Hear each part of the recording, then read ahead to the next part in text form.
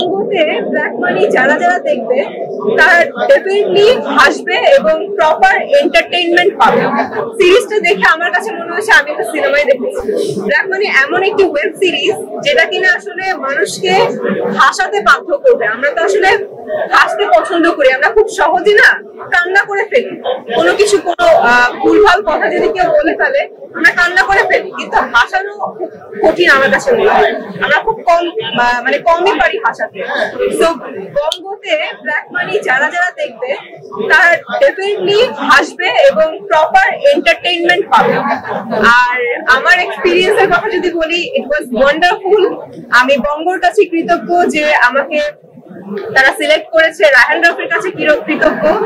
আর আপনাদের সবাইকে বলবো 30 টাকা বেশি না, 30 টাকায় 2 তারিখে দেখে ফেলুন বঙ্গ বা বঙ্গতে ব্ল্যাক মানি। আশা করছি ভালো লাগবে আপনাদের। আচ্ছা, এই ক্যারেক্টারটার মধ্যে কি কাউকে ফলো করেছেন বা কোনো বই পড়েছেন কিনা বা আমি কাউকে ফলো করিনি, এটা আমাকে টোটালি ডিরেক্ট করেছে রায়হান রাফি। আমি যদি একটু কনফিউজ থাকতাম তখন আমাকে রায়হান রাফি বলে দিত, রাফি ভাই বলে দিত যে পূজা এই অ্যাক্টিংটা এরকম করে কর, এই অ্যাক্টিংটা ওরকম। সে নিজে দেখিয়ে দিত। যেহেতু তার সাথে আমার প্রথম কাজ ছিল পোড়ামন্টুর এক্সপিরিয়েন্স থেকে শুরু করে black money, Rayhan Rafi, who is Rayhan Rafi. তো এখানে বলার কোনো প্রশ্ন রাখে না। পোড়ামন্টু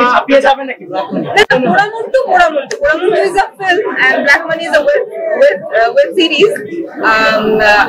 আর কম্পেয়ার না করি ফিল্ম ওয়েব সিরিজ। তারপরেও সিরিজটা দেখে আমার কাছে মনে হচ্ছে আমি একটা সিনেমাই